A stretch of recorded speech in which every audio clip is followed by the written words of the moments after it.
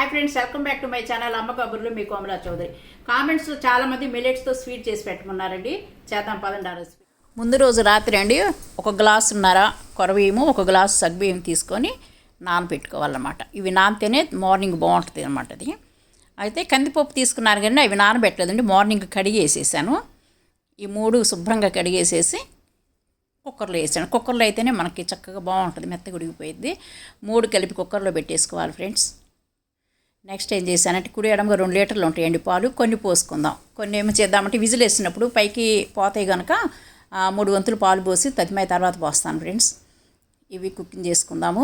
ముందు యాలక్కాయలు వేసానండి. ఎలా వేసానంటే మనం తర్వాత దంచైనా వేయచ్చు, కానీ ఇలా తీసి కొంచెం విడదీసి గింజలు వేసామనుకోండి చక్కగా మనకు విజిల్ వచ్చినప్పుడు మంచి ఫ్లేవర్ వాసన వస్తుందండి. చక్కగా ఉడికిపోయి చాలా బాగుంటుంది అనమాట. అందుకని ముందుగానే ఏదో ఒక టిప్ అనమాట మీకు వేసేసేయండి. ఫస్టే మీరు యాలక్కాయలు వేసేసుకోండి.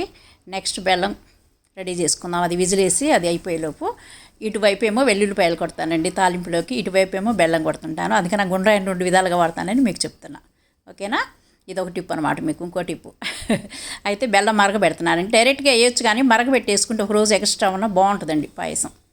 అందువల్ల అది ఉడికిపోయినాయండి. అందుకని మిగిలిన పాలు కూడా పోసేసాను.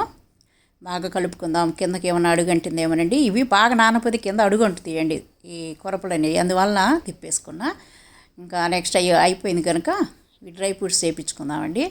మీ దగ్గర అయ్యి ఉంటే వేయండి, నా దగ్గర అయ్యి ఉంటే అవి వేసాను. మీ దగ్గర అయ్యి ఉంటే వేసేసుకోండి ఫ్రెండ్స్. ఇవి బాగా నేతిలో ఎర్రగా వేయించుకుందాం. నెక్స్ట్ కరగబెట్టిన బెల్లం పాకాన్ని కూడా పాయసంలో వేసేద్దామండి. బాగా ఇంకొకసారి కలగ పెడదాము. అయిపోయింది ఫ్రెండ్స్ పాయసం కూడా. తొందరగా ఈజీయేనండి, అంత పెద్ద పని ఏం కాదు. ఇదేమో పచ్చ కర్పూరం అండి, తినే కర్పూరం. దేవుడి దగ్గర పెట్టేది కాదండి, ఇది తినే కర్పూరం.